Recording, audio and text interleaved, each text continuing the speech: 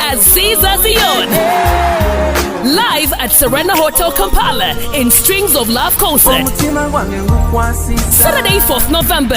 Entrance is only 150k. Early birds are 100k and a table of 8 goes for 3 million Ugandan shillings. All tickets can be bought at www.quicket.co.ug. Strings of Love concert is powered by Arapex Style Adhesive, Stream Life Avenue, Capital Radio, Climax, Platinum Wellness Spa, Phenon, Galaxy FM and Maestro Studios. Come feel the real love with the king of guitar as Caesar Zion.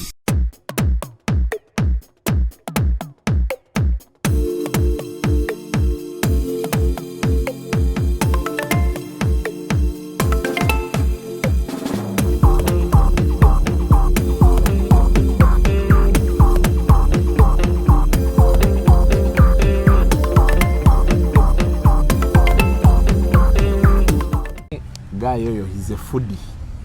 Him? Yeah. Kariboyogera bismillah. The full things we are going to eat.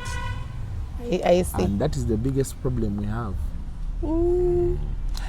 Anyway. So kwa bano tebanampa sente tubakwata atakagondize nakegulira. Bana njo kyayo. Product placement. Ngamba wayo. Welcome to yet another edition of Kasuku Live. Olunako olwaliro tusinzidde wano ku Joy Star Motel, Sekabaka Road, Wakaliga. So bobanga oli eyo you want to do osobola okujja ng'oyagala ssulawo a whole night, emisano oyagala wummulamu waliwo abantu abeera bakooye, osobola okujja wano. And then there are those who say I'm taking a lunch break. Akana n'okaddusa wano record time. You know, it happens. Not dayo ku mulimu. Olagono noddayo eka mukyalawo n'akwaniriza. Ku Joy Star Motel wojja okujja. But we also have gardens here. You can sit, eat, drink. Bujja n'obuuza Esther. Oga Esther Kasuku yatugambye osobola tuwa discounts. Na discount ogifuna. So today I'm with Mariam. She's a business developer. She's a birth advocate. Muntu wachi amagero. Kuveri ku man cave. So tugenda kuba tuwayamu naye. Naddala ebikwatagana ku basajja n'abakazi. Ayina ensonga ze zimu z'agamba kiki ekyagazze ennyo abakazi abalina ssente. Na postinze ku gundi actually before tunagenda esoko muze ku bantu abatula n'atoliza. Ogenda kwesa Luzungu Luganda? Byonna mbisobola. Ogenda bimixinga. Okay. Though I'm more fluent in English, naye tugendera onyagezaako olaba nsudde akalimi mu Luganda ng'onkwatirako. Okay.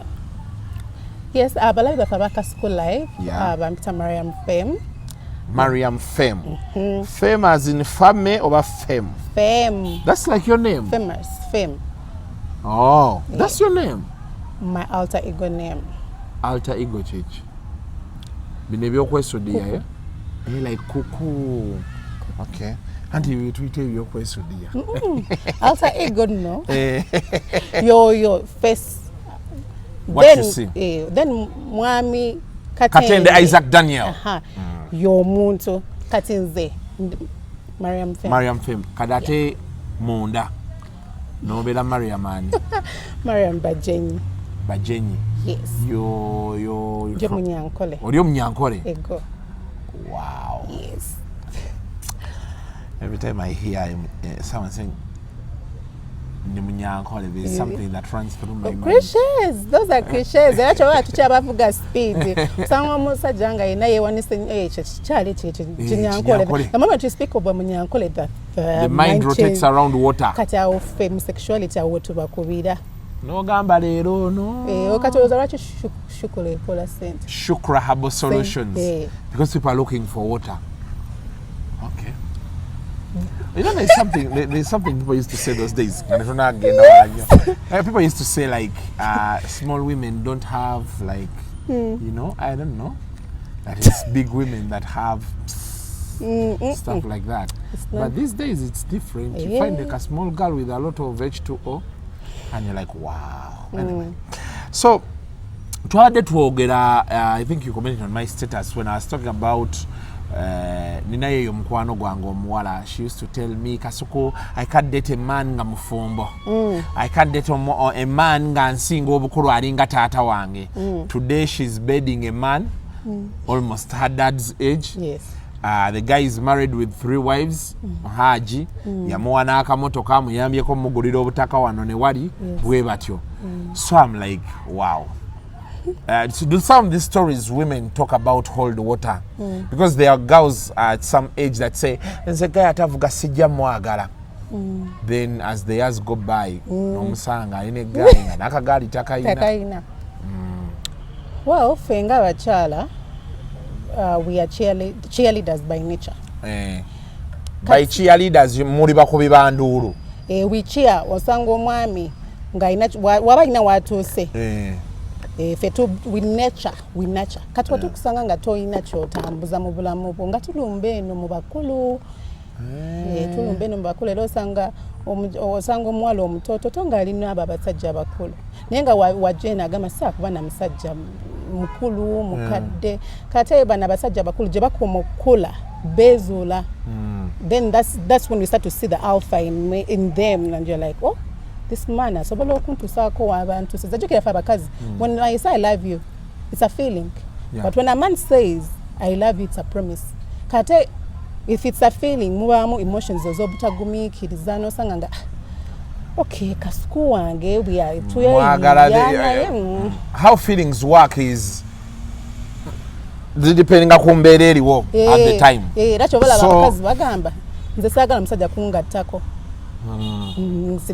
Because then feelings zijja. Then in the next 10 years when I see asobola osigala nga akyogera nti saagala musajja kungattako naye nga akimanyi era nga n'okwegatta she's no longer interested.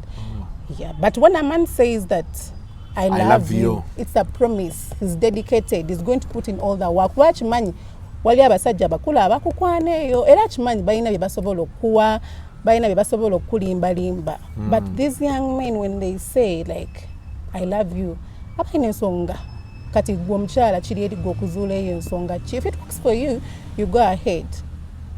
Kyobola bakati waliwo abakyala nga olaba omukyala Babi Kyagulanyi oyo ne omwami Kyagulanyi. They are still together because she saw that dream, she saw that promise. But the money was there. Was it? In the beginning? It was. But by those standards, the money was, yes, by those standards. I don't know, there is something people say, but tetwali bulungi. I'm telling you, if you can eat lunch, breakfast, and dinner, you may not have a good car, you may not be putting on the most expensive shoes, but the ekisokerwako mu bulamu okiyina. We see with foreshadow. Yeah, but you know, okay, that's why you become like you start okwerekereza ebintu ebimu negamakambere n'omwami wange ono. And nze kyendowooza because I've been in those stages before. Okay, maybe today things are a bit different because of technology and disruptive markets. Exactly. You like that word disruptive? You know, you've used it like 1,000 times. Yes, I'm a moonshot entrepreneur. So nze mbeera ndowooza waliwo stage kati nawe wagiriko like you're still in school, waliwo akavubuka k'oyagala, your dad can give you pocket money like let me say 50,000 nga you're winning okawangako omutwalo ng'okalaba it's purely love based. Okitegeera kyegamba. There's that stage. Even as you go through campus, most of those girls find their age mates. Okitegeera gwategeera nti we can hang out, ategeera the same things I want, and you know, now as they move through third year, reality begins dawning, yes. As you know, yes. Then some stick around because mbadde ku campus tata wange ayinamu ku busente akyasobola okumpayo kino nakiri naye omuvubuka ate asobola opangisayo akazigo kisenge na ddiiro toilet eri munda akyasobola okulya n'okunywa asobola okumperezayo airtime okitegeera ne babeerawo. Now as things get harder around 24-25 years, that's when things change. So I want to believe, I don't know their exact story. Yes. But I want to believe that Bobby and Bobby were through that stage. Yes. They went through university together, but you'll see that Bobby's family had some money. Ng'ebintu by'ayagala, ayagala mulenzi. Anti era kyekyo kye nkugambye nti waliwo era abaali basobola omuwa ebyo Kyagulanyi bye yali tasobola muwa but basobola okuba nga baaliyo baaliyo naye nga ye yastickinga n'omulenzi because these days what people do cheerleading kyekiri omulenzi amwagala naye nga n'ono amuwa kati we bikyukira nti omulenzi baatuuka embeera n'agiremeramu for so long mukazi n'agala naye already nina abampa ono talaga progress let me move but then you will see with these people by the time Bobby Wine got done with university. Yes. He was a star. Yes. But also what kept them moving is because Fenga Bachala, we have that component until we can see on ina janda za cheerleading. Tino ocheba oina mamika skungo ina bitano. Nenga I can see your journey. Petuta pingawo. That is why petuta pingawo nenga bo ono mwami katutambule fena chocho babi che yakola. Era chobala abachala ngabo. Kyagulanyi tasobola muleka no bayina maybe internal conflicts they face kati batukanga bonna their partners and in business in everything ng'omukyala nacha contributing n'omwami nacha contributing and also the fact that omwami oyo yafuka an alpha man yetujogenda mase awe mbadde njagala tutunule nnyo you've spoken of alpha man nekyamagero yayogera nnyo ku alpha man omuntu ono ali awo soko defining who is the alpha what do you mean by alpha man okay mu biseera eddeeyo before agriculture times abasajja baalinga bagenda ne bahuntinga bali nga abantu ba bulijjo naye nga waliwo omusajja asobola very and they stand up ne bagenda ne bahuntinga n'aleeta ennyama ewaka oba n'aleeta food everything as a provider naye kati in that wano kati ekikyuseemu nti alpha man ayimirira nnyo he stands out most because society eno engeri gyeconditioning abasajja so osonga omusajja nga waliwo abamu bali aggressive abali passive but an alpha man is assertive nti mu society conditioning eno omusajja ono ali alpha atuuka akaseera neyeezuula ng'ebintu yali akoledda takyabikola kati jako mu kubanga standing out afuka enlightened era enlightened is the end of suffering kati fe abakyala awo wetutunuulira ne tugamba ono omusajja nga mwafu kuba n'abasajja abalala era osanga an alpha man ng'alina bakazi nga 20 of them naye ng'ate waliwo mu bana abakyala 20 waliwo abasajja ababeetungako but women are like this man and as we progress we shall see nti an alpha man is not ate that society kyetulaga nti alina okubeera rich no it's not about an alpha man being rich actually talina kuba kanyama no it's not even being about kanyama but asobola improving his health because we're improving his health tagenda afuna birwadde these lifestyle diseases tagenda afuna diabetes tagenda afuna pressure that's why they can be good in bed still an alpha man tabeera boyish era fe abakyala otera nnyo owulira nga tugamba he's a grown boy I can't deal with a grown boy I want a grown man kati ate era ffe era mu ffe abakyala osanga nti tugenda kuba basajja bano abakuzeemu because we see an alphaness in them or a father figure in them so fe abakyala we want something that is ahead of us so literally by definition can we say an alpha man yoye yeisanga omuntu omukulu yeesanga omuntu omukulu however abeera ne conditions ziba conditions they are assertive era kati fe abakyala we can see by so abakyala mwagala nnyo omusajja ng'afuga because assertive is more like okufuga aba akulembera abamukulembeze kati awo abakazi we batumenyera so exactly what do women want you want Kuku, you're assertive. Do you know why I'm saying that you're assertive? One kuchano batero gamba. Ne kuku bichi chusa mabo ati nobody no gamba. But nyap never say simu abantegerera. You give what you control the narrative. Era mu in assertive relationships osanga omukazi nga ye akola ebintu oba ayogera ne watuko w'omukyala ow'omwami we amanyi ti wano I'm not supposed to cross this line. So So literally, you want a man who is in control. You have to be in control of yourself. Oba sure of yourself. Wakati jukira oba mukulembeze wange. Wendaba nga tonkulembera nga like nsobola okugamba ekintu either no chikiriza bukiza nga tombuuziza even why. Omanyi ife abachala tuli curious. Yeah, tuli curious. Mariam, what do women want? The women say, he just made his decision. What? When you seek to find conditioning, we are failing. That's why single mothers are many. Are many. Era obamubwa single mother ngoba door oleko musajja rokubanti waliomu. Odamo kuyingira obufumbo ngolinga mchala wakusatu oba wakubiri mu bufumbo ate n'otulamu n'ofumba bulungi. And that is where I have a challenge. Yes. That Mariam lives me because nafunyeyo ka girlfriend. Yes. Years later, yes. Netuwulira nti atayina waali. Yes. Third wife. Yeah. How does that work? Kati nze wembanga nali obera kweyo stage nga you're into your feelings. Nogenda mu relationship endala no yingira endala ne ku breaking. Ajeko mu ku breaking. Pabachala tuyinamu okwebuulirira n'ogamba naye kino kyava kuki. Notandika okwezuula nti it's broken men. Kata broken men are not alpha men, are better men.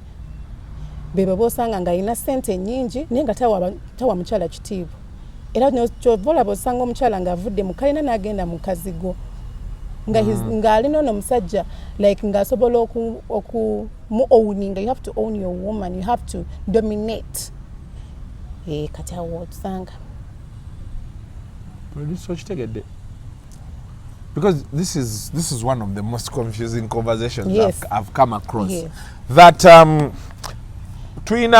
two instances she has mentioned. Twina omukyala who lives a relationship yes. where she's number one, yeah, and ends up in a relationship where she's number three. Then there's a situation where a woman lives a Karina, yeah, for rented house, Mozigo. Yeah. And the excuse is this man is a better man, not an alpha man. Yes, a good example is one. Zari left Diamond Platinum. Nagenda kushakibu. Kati bino bebagamba mbu it will end in tears, it will end in tears. Otoka kasera no gamba and now I know what I want. Nova kucha society che gamba no wezola ngomuntu no gamba. Wembanga zino relationships zona zagana. It takes two to tango. Why did it fail? What was my contribution in a relationship? Nange nyina when nasobya notandika okwebulira relationships zilasting ezo relationships wezityo kubanga omukyala amanya nagamba in my alphaness musajja chance jam oba in my personality mwami chance jam asobola okungumiikiriza oba gwesobola collaborating naye ate fete twagala basajja nga buli kimu yes tebinyuma Toyagala yes man. I felt like you women have to say no at a certain point, and when you say no, those things are actually those are the things that turn women on. Yeah, they do. So like if you asked me like baby Coco, can I go out? And I'm like nope. No. I think that one is. That's what women do. They become annoyed. They're nanyiga. Like I wanted to go out. Nangana, bichi. Kati ate go to gami nti oyagala omusajja asobola okugamba no. Asobola okugamba no and yes. Omusajja ali alpha tabeera passive, tabeera aggressive, abeera assertive. Kyobola abakyala abasiraamu basobola okutula mu bufumbo obwo ne babubeeramu. Kuba haja agamba kimu olw'okusatululwo ekyo kiwedde. Chokate no society neeraga nti fa abakyala abasiraamu batubonyabonya nnyo batuntuntuza. All these things are society conditioning systems building ekyo. Era kati mu basajja mulimu ba red pill, mulimu black pill, mulimu ne ba blue pill. Nako kanka wandiike kuba neetaaga obba wandiika. Red pill. Yes. Alfonso. Blue pill. Red pill mwe mugwa ne black pill. Katutandike. Yes. Red pill ye ki? Mwe mugwa ba Alfonso abo ba Andrew Tate. Mumanyi sigwe basibide Romania. Yeah. Like well built. Okay, just describe that for me again. Red pill, like abasajja bwe baali banyigirizibwa waliwo omwami bamuyita Remoso yaveeri it's called the rational male. N'akola akatabo n'ateekamu buli kintu abakazi kye baakola abasajja naye nga si bakazi be baakikola systems zino. Kati in that due process ne mutandika okumajinga pa abasajja bagamba no, I don't deal with nonsense, you don't tell me what to do, bichi we have seen enough, we have dealt with enough. Eyo category undertake n'agikwata kati ate mu blue pill ne muvamu tayagala kumanya red pill bwe bali abookya. Okay, that is one man. Akatabo gambe bakayita batya kali? Rational male. Rational man. Male. By who? Bamunonye bajja mufuna gogo yajja. Yes. Rollo Tomasi. Yes. Atuwadde erinnya ly'akatabo ako ye producer wange Ronnie. Just so you know. Yeah. No, he reads a lot of useless books, by the way. Yeah. Then we go to the blue pill. Kati mu blue pill mwe muva abo bagundi bagge babeera batya? Like, okay, like, no, okay, I know they are gay, but like by definition, because this one, otugambye Andrew Tate, chechamuleeta awo na biki, tukoye akajanja, tukoye biki, so how does the person end up gay? By birth, or abeera akoye ebintu nga yeegomba bakazi, biki bwe bityo? Yeah? Eno society conditioning eno yajja kumenya family unit. Kati omusajja walabanga akula alaba mama we n'akola nga alaba taata we byakola ebyo for basing okola his decisions. Yeah. So mwe muva abasajja ngabo. Gay people. So the blue pill. Muva abasajja ngabo era nga abasajja ngabo asobola okufrontingwa like amanya kituufu omanye babeera conflicted. Babeera so conflicted nga amanya kituufu naye olwokubanga ayina abamubakinga, he's influencing something, yajja nafuna followers kati in the due course nga ate ayina okubendinga law kwabo because they want to sustain and keep something there. So it's either sometimes it's relationship, sometimes it's his business, sometimes, you know. That's how they end up gay. No, it's not necessarily that. Naye chintu kya gay kiri broad. You can't just break it down. But the blue pill is gay. Mwe basinga okuva omwo bagge, mwe musinga ova nti omukyala wange asobola. Okay, let me just make it easy. Kati blue pill mwe muva gundi bano. Will Smith. Hey, babe. Those are compromising men. Nti omukyala wa asobola okunyiga because of a joke naveri nayisamu Chris Rock oluyi. Oh, okay, so they are kind of like womenish in nature. Yeah, but not because they are, because it's what the society is dictating and they have to conform to that. They have to conform. Nchiraba, it is not right, but now I have to conform. If I don't conform, I'm not going to get the next movie deal. Yeah. Nayate ne muvama basajanga Beanie Man was the dancehall king. Dancehall kati because of this society conditioning yena agamba gay wano tetujetagawo ne bamugoba ne mu America for some time. Yes. Ne kati it takes an alpha man to really stand on your toes. No gamba, no way. If I can lose, if I'm losing this, I can build again. I can start all over. I can start all over again. No other relationship asology endinga nafu no mchalo mulala oba muto oba mukulu nayenga ya muwe mirembe ne bana yegana tubira byeko. Are you a Ugandan in the diaspora, working and residing in Canada, America, Germany, Sweden, UK, Denmark, working 2 to 3 jobs to survive while working extremely long hours, including weekends and special holidays, with no time to enjoy family? Here's your grand opportunity. Introducing to you a work-from-home online business with just your phone, laptop, and stable internet as you enjoy family time and still make millions online. You don't need any expertise when our professionals are on standby to take you through step by step. To find out more on how to work online, log on to www.jemimamirembe.com or WhatsApp and call +44 794 9011 033. Facebook is Jamie DE Mentor. Kati black pill yerimu ba alpha male. Black pill bali awo they Tebasalawo. yeah. Undecided. So basically every man should be the red pill. No, every man should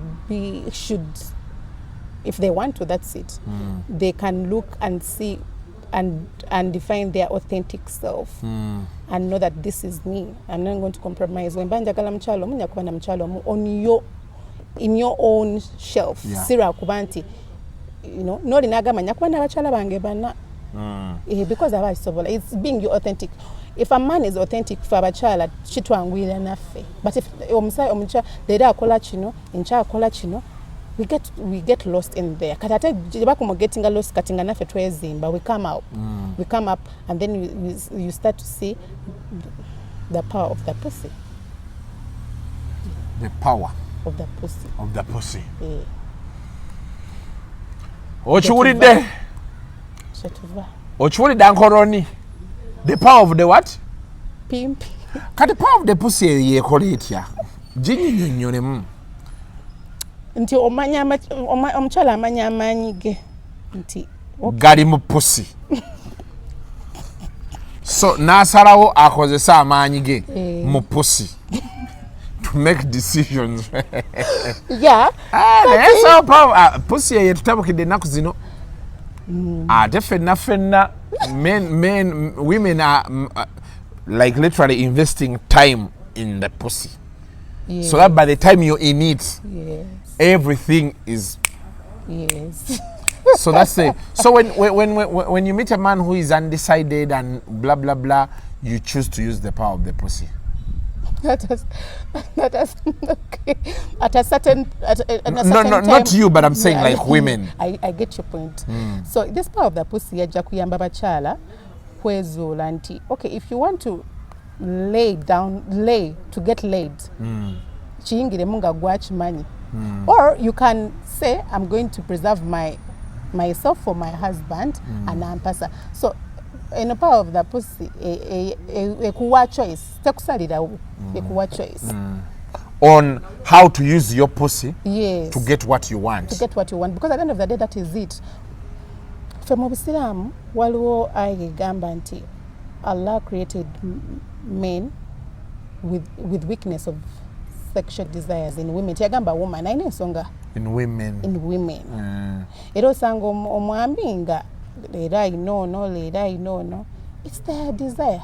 Kati gwe ng'omukyala omaging up n'ogamba kati nze nfuna, what do I gain? Where is my bread and butter? What do I get out of this? So you make up a decision from that. Ogamba, okay, I'm going to use my power of that pussy.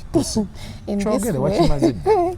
Because it's a bit, pussy doesn't sound weird. No, it doesn't sound weird. Yeah. There's using the V word. Yes. There's the M word. Yes. So pussy is a bit yeah, we have lighter. to bring out these things as they are. Yes. Because what jetuko mukuleka society conditioning okututegerera, it goes back to breaking up the family unit. Nosanga kati me, I'm so interested in men, in understanding men, how they think. Say it again. Omusajja ono alina engeri gy'annyonnyolamu abasajja nti you can get that pussy without even paying.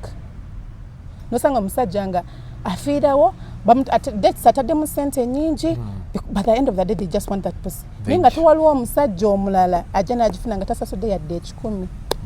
They are there, even in Uganda they are there. ng'omusajja ateekamu ng'ateekamutambuza emyezi 3 naye nga end all small thing like this. Yes, at the end of the day kati nze ng'omukyala ekyo wenkimanya how do I go around it? Where is my bread and butter in all of this? Nti ngenda negabangule oba I keep it for who I think is worth it, or you play with it to give you what you want. Out of war, you can play with it to get what you want, because now me as a business developer I be in male markets. Yeah, guy ajja okuwuliriza naye nga tayagala kuwuliriza byoyo they're not even interested. Whatever you're saying. So she's looking at it like nayembe kijjamu engo yawe. Yes, omuzannyo gulabika guli awo. Yes. So kati gwe n'osalawo nti from how I'm seeing this guy, yes. Kali akatabo k'ogambye say it again. Kati gwe okasoma n'omanya obwongo bw'omusajja we bukola. Yes. So as you develop business bw'otuukawo n'omulanga agezaako moving in that direction, gwe ne ogamba how do I use what he wants to get what I want. Definitely. And without even sleeping with him. Yes. Ate kati ozizeseewo kati okomyewo society kutandika balaba nti you know. Like I said, mu power of the pussy eyamba nze omukyala okutegeera nti how do I maneuver, how do I navigate nti wekale tulina okukkiriza nti abasajja be running this society at least here in the African setting bakiddukanya naye kati nze omukyala okuyimirirawo nga sigenze through sexual harassment. I've not sold myself I've not undersold myself on my values and my principles as a woman who believes that I want to be a better version of myself. I need to go through all that process. Era otuuka akaseera n'ogamba these men wekibanga wano mukutega olubatu omulekera naye tomuwa, you just use the art of war. We need something at the end of that day. But you can play around. You see how you manipulate him. Nga akusabiriza. Nkuwa naye abakumanipulating.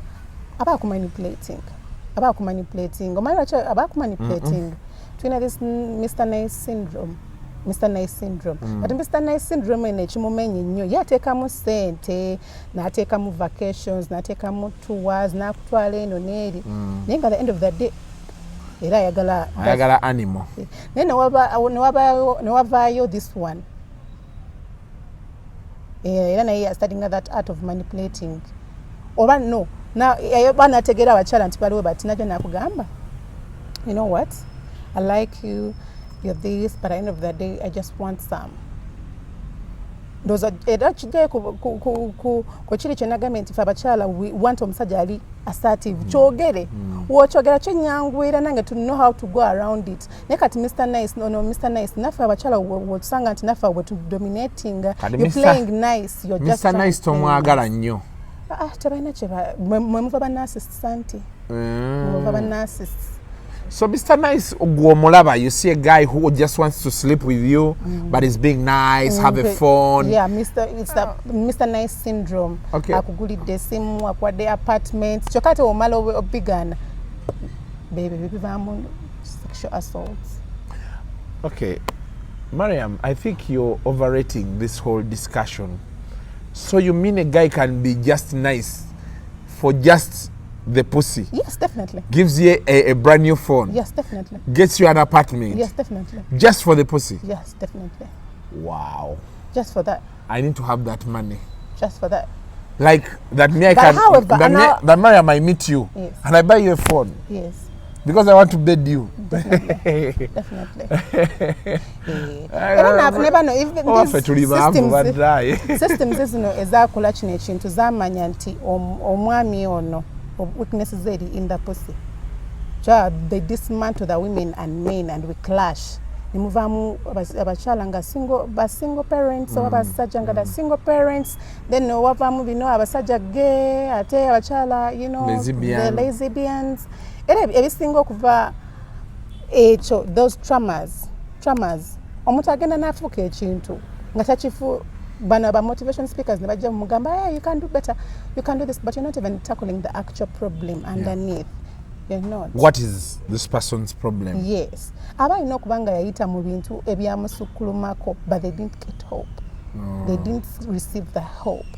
Kati fe, in the kind of line of work that I do, I get those challenges. But now, because now I'm enlightened, I now know how to go around it without even selling myself short.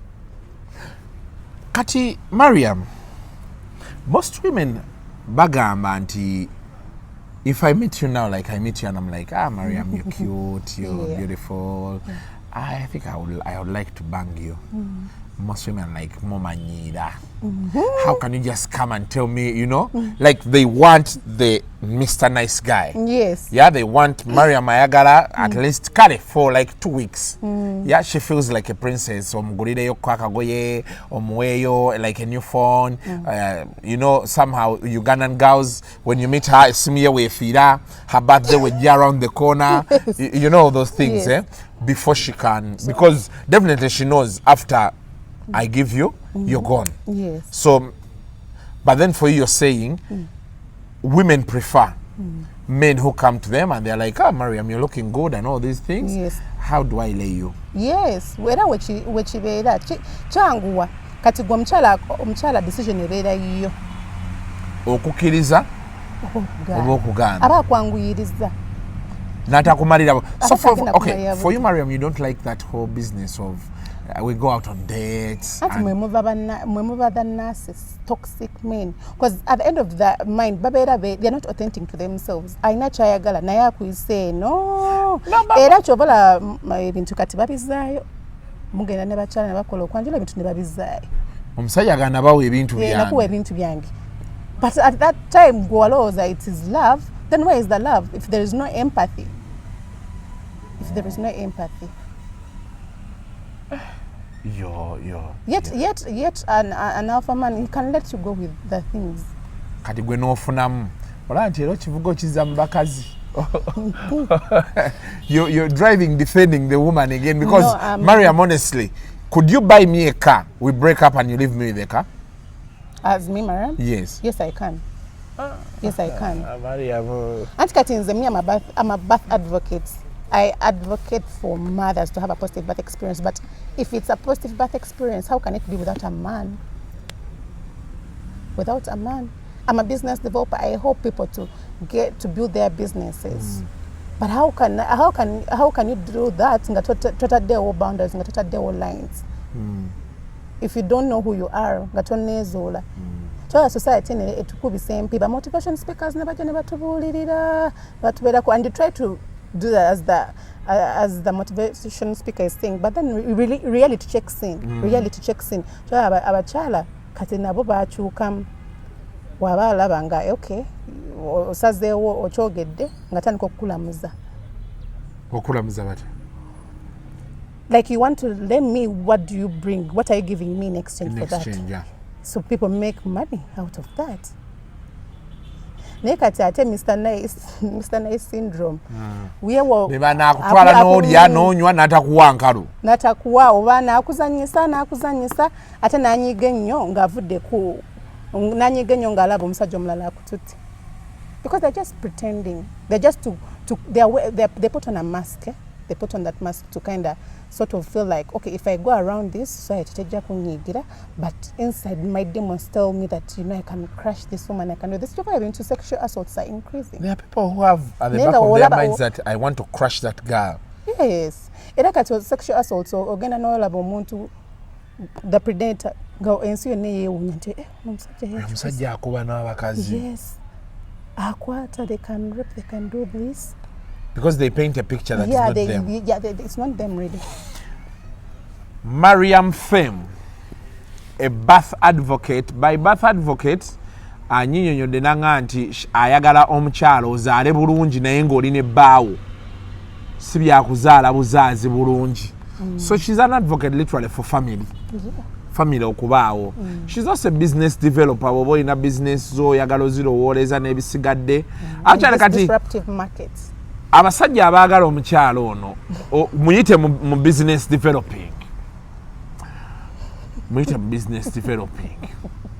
naye njagalayokko Mr. Nice Guy omwankwatire mu mukyalo ono tulabe because Mariam and I'm going to tell you most of the things you've said I don't agree with them because I feel okay ideally you are the modern day woman that's what the modern day woman thinks like it's only that you are humbler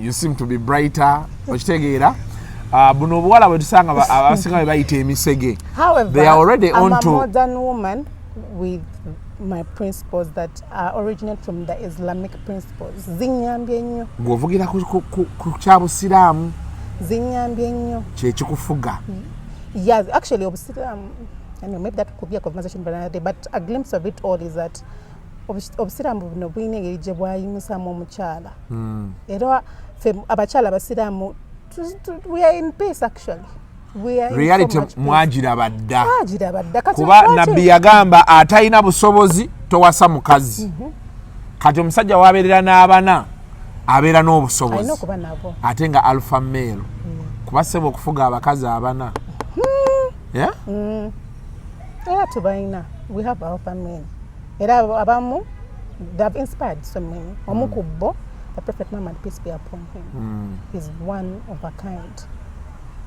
kati ate omuzungu ye kyatukubisa ye agenda n'ajjayo ekiri in the Islamic culture nakiclashingisa obutamanya bw'abantu omuntu nabeere n'agamba naye omusajja abakyazi bano babakikola batya okubanga omusajja alina omukyala asukka kwomu fe tuba tukitegeera Are you married? No, I'm not married. Could you get a guy who has already 3 women and you take him on? 3 women, no. I personally, now that if you're asking me as Mariam, I personally, that's not my number.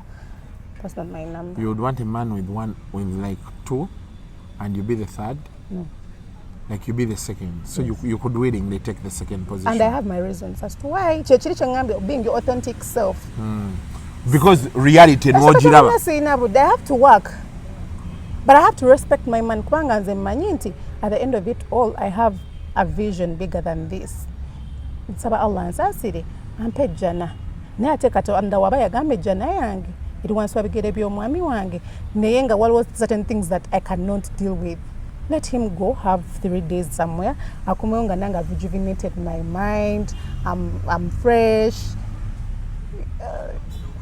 You know, the game is better. Everything is on point. It can't happen. They can't have the same woman. No way. Day in, day out. So kati bana abali kuomu berimba. Berimba. No, teberimba. Babikolera mu bubba. No, definitely babeera berimba kuba omusajja nga bw'ogambye. Society condition baina bye protecting. So for Mariam ya believing anti femme society tulina embeera gye tutaddewo gye tulowoozesezza buli omu nti gye ino ttambula. Ina gye yava systems gye taddewo. So nga ate omuntu wandibadde okola ggwe nga bw'olowooza nga bw'olaba. As you evolve, sikola nga bw'olaba, you have to evolve, you have to learn from your mistakes.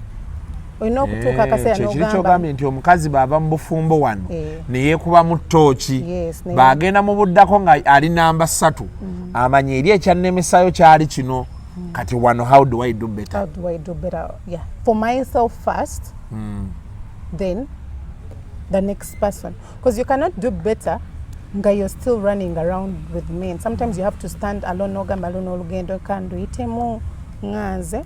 Omusajja ankuba ekibatu ngane naye nga sentence zeetaaga but at the end of it all I have something bigger. That something bigger now is up to you as a person to define. Is it spirituality? Is it your mental psyche? Because at the end of the day, the personality types is mattering. Osanga omukyala nga mukakkamu naye nga atalina omusajja ajja mu bulamu bwe kati webigumala okuggwawo sati netandika ogamba n'omukyala ono yaba ate n'omusajja bw'ati omanya ebireeta for abakyala, like I said, we are cheerleaders, but in being cheerleaders we have a downside of being Bob the Builder. Ofiirawo kuki lwaki oba ofiirawo ng'omusajja akuyisaamu amaaso omusajja akuba like you've even lost yourself, you can't even define who you are anymore. Sometimes even in art of war you have to retreat. Oddemu obale akazannya obuto. A very small percentage of smart people can project what the future holds and then invest wisely. Trust us and let us give you a proper vision for your future. The Golf Estate Chigo is one investment that can never go wrong. Welcome to the Golf Estate Chigo, located in a serene environment, a few meters away from Serena Hotel Chigo along Entebbe Express Highway. Be a smart investor and find the joy of living in a beautiful home with a magical view of Lake Victoria, affordable recreation centers, well-planned apartments. Enjoy our luxury space for your relaxation in our fully furnished state-of-the-art, well-planned apartments. Estates that are perfectly designed with you in mind to build your dream house with a modern hospital and a nursery. Get true value for your money. Call us on +256 784 566 918 or visit our website www.thegolfestatechigo.com. The Golf Estate Chigo. Discover a haven. For me, the last person that I was with in a relationship, young, but we were trying to start Nangamba. You know what, Mariam? I will break you. I'm not a good person. So within my feelings, I had to use again my brain. Musajja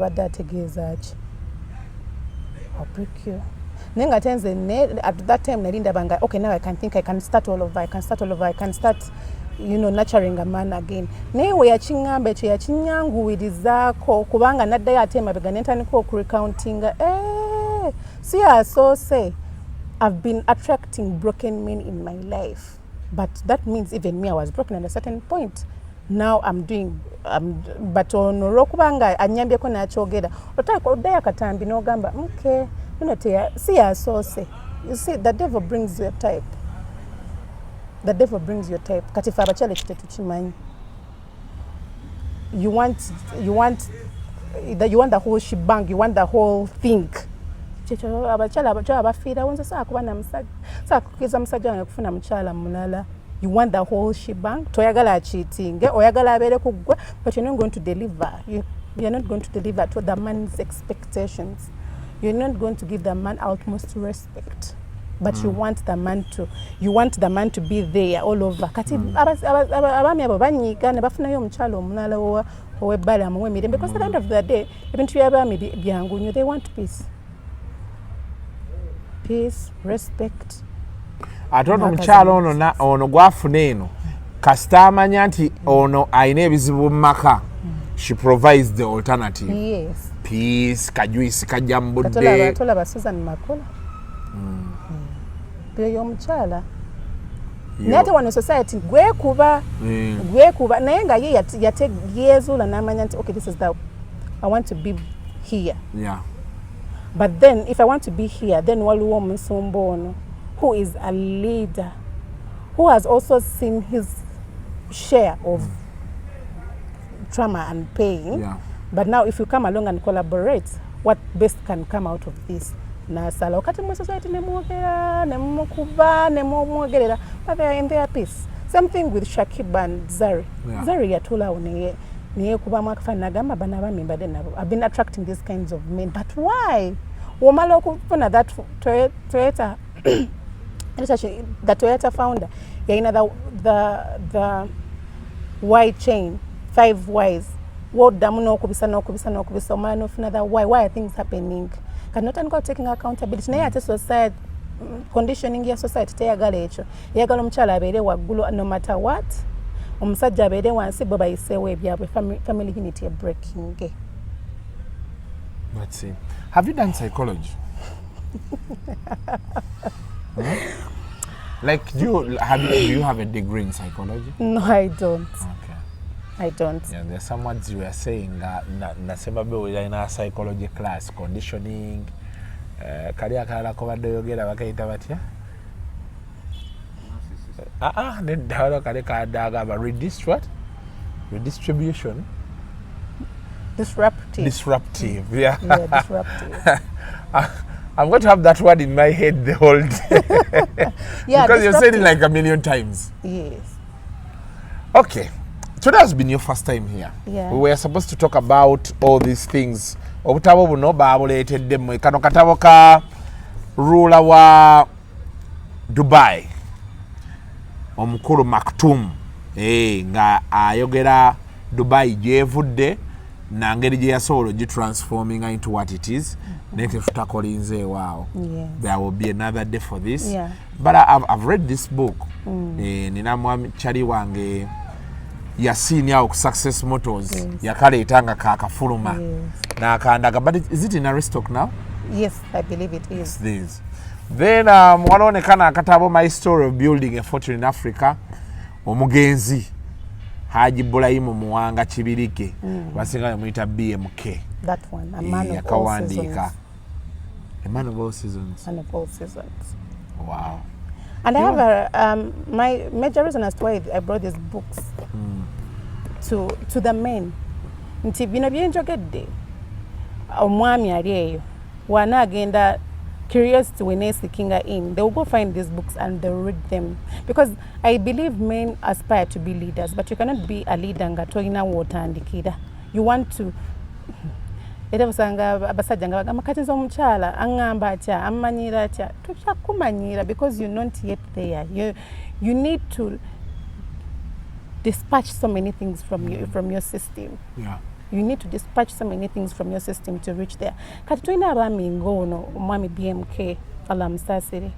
Aina story eno w'ogisoma, it invokes something in you as a man, and you want to be better. You know, for men, it's not all about longevity. It's all about fulfillment.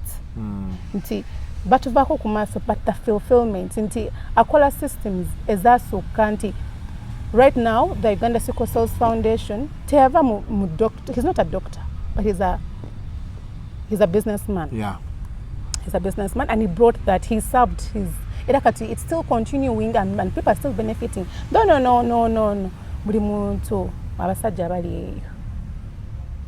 Oh no. Maktoum on. They feel like he's now that one is another story. Naye ate wosoma story ojamanya things they don't look as they are. Naye nga ate waneno mu society conditioning media kuba they're showing you a different person. Yeah. Kuba abakazi ayisamu abakazi yoyo alpha man be bano ba alpha man ababiri mbadde njagala nko example nga sijoge like it's easy to bring something tangible. Omuntu okutegeera omuntu wayogera ku alpha man yani. It's not all about longevity. They can even lose their lives. Alpha men can even lose their lives. The impact they have. Omulala gwe mmanyi Elon Musk. Yes. Era kywa nakugambye when adende takana kata all page and just show them this page. Jobadde osoma? Waliwo gye like some particular one here. This one. You can show them. I love to set challenges because I believe development and evolution come from demanding the impossible. But down here? Launch of the Emirates Mars mission in 2015. Yes. Agenda ku mwezi. Did they eventually go? That one I can't lie to you about it. Tochimanyi. Okay. But they were definitely because it was a Mars mission. Yeah, it was a Mars mission. Kati gwe omuntu in disruptive markets. Tuliene twe kuba simanya mataka bichi people investing in aerospace, in the aerospace business. They are trying to do some kwegamba things have changed. Alpha male abasajja abali in control nga bakola ekyenjawulo. Yes. Ate ebiseera bisinga babeera ba business oriented. Abagina neze nango ngambye ama alpha male because I tell people hey osala ono gamba. Okay. I don't know you see a triple of an alpha man, it's quite a sort of many things. It's not just one thing. Yeah. But control, being in control. You have to be in control. Being assertive. You have to be not aggressive. Yeah, assertive. Era for abakyala ffe tukimanyi what assertive means. but we don't want aggressiveness. No woman wants to be with a man who's aggressive, but also we don't want a man who's passive. God, yeah. You are a yes person. Embozi zange ne Mariam tugenda kulabanga at least tumufunayo once or twice a month. There is so many things I can see we need to talk about, especially with the modern woman and the modern man. Yeah. She seems to have some views, like she has said, that don't really conform with society as they are. And people are doing it. Ne ababikola ate ffe tulina engeri gye tubalabamu. Olaba kali akantu kongambye zina akasinkana abawala bangi. Omuwala n'oyogera naye naga nti naye Kasuku olaba. Kasuku oli ku market nnyo tetujja kusobolegana. Okitegedde? Naye benkujjamu ompaaki. Yes, ompaaki. Kati abasajja ne bama ne babinyigira. Kati omusajja naga nti omukazi yeetunda. Malaya biki. Naye eventually there's someone who told me that one time. But when I sat down to think, I was like, you know, I think this solves the problem of a man having to waste a full month trying to please a woman who may somewhere be being eaten for free. Definitely. Abasajja ne bama ne banyiga. That's why we have so many unfortunately, and most male bambi, they fall for that doctrine into their narcissists. They're not even narcissists. But because now they are trying, balabo musajja, bako omuntu ali who has made it. Kambe, wemba akongo ono. Sobola nango kutuka hono nefuna abakazi ngabano they pick up. Baloza anti alpha men are pick up they are pickups. They're not even pickups. Kati weha kuku kati ndoza goli ya bachalo bali nengoli ya bali matewali ngatoina na boli kati for them they inspire for that because men don't want to be rejected. Instead of finding as to reason why you're not rejected, you want the shortcut. Kati byebivamu omuchala akuganye omusaza ate n'omusajja ali gwolowooza is beneath you noberi nobakuba bagamba emboozi tebeera nkadde. I've really liked my discussion with you. It is much as it was not what we scripted to talk about. Yeah. But I liked. I don't work scripts. Yeah, I like some of the things you've said. I hope you pick a few ideas. Now people want to reach you. Can reach you on which number? Or that will be for next time. I'll leave my number to you. You maybe put it on the screen. Yeah. And also maybe I'll share with you my socials. No, you can't say them here. You already take away that yeah, it is fine. Yes. So you use are you on Twitter? Yeah. Using which names? I'm not on Twitter. You're not? I'm on X. Okay, on X. You on X as who? Dula Mariam. X. Ate for my Twitter. D-O-U-L-A. D-O-U-L-A. Mariam. Dula Mariam. Then on Facebook. Okay, what do you use a lot? Facebook, you use Twitter a lot? Sidiku Facebook, Sidiku TikTok. So you use your Instagram? Yeah. Instagram, what do you use? I'll share it with you. I don't even remember very well. Yeah.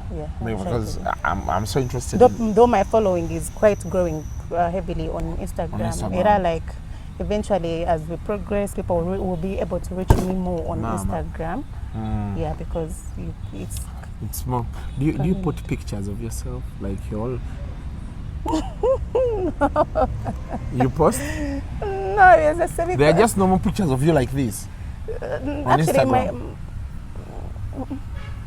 Then let them go find out. Anyway, let them go. But okay, you've not told me. Yeah. Dula Mariam. Yeah. Then your number. 070. One somye etali nyo family yo je ina nyo somye net ebile sibize. Abantu je batakusomboyireko nnyo. Etali main number yo. It's 070 21 99 4 55. 0702 1994 55. Bwaba wapi eyepikira omwana ono ebintu byo biwulidde era obitegedde ojja oteredde No, actually, my aim of coming here is not really to showcase myself. No, However, not. And I don't want you to get me wrong. I don't want you to get me wrong. I know there are people who are going to call you for the business. Yeah. She's a business developer and what. Yes. But you know how men be. Yeah, so I have no problem with me. Let them come because eventually, we eventually become friends. Like, not casual friends, but become friends in business. Because you see what men want. They want women they can trust. But I also have, like, I values. You have to...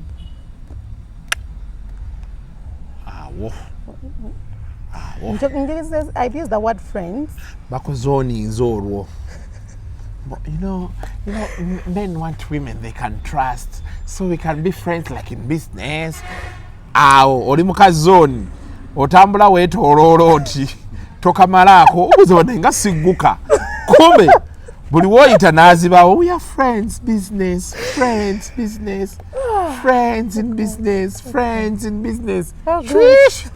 Ogenda omumaliriza kati abami abali eyo tuyina man cave even in November 19th. Yeah, we shall confirm the dates. Muje, there are certain things we cannot even just say out there. But there is a safe space. A man, you can be vulnerable in a safe space. We can, table down these things and talk about them in a way that we can resonate with a man. The whole conversation is a man. Even the way I communicate with men is not the same way I communicate with women. Yeah. Yes. So women, we don't hate you, Mchimanya. We respect you, but you need to do better for yourself. If you want to do better for yourself, this is where the man came. Fetuina abachala, fetuina biological clock, abamina financial clock. So if those two come together, don't you think we shall win at the end of the day? Yes, we shall. I guess we shall. Inshallah. Thanks for coming. It was a pleasure having this discussion with you. Okay. Until next time. Mubeere bulungi. Mwelaba.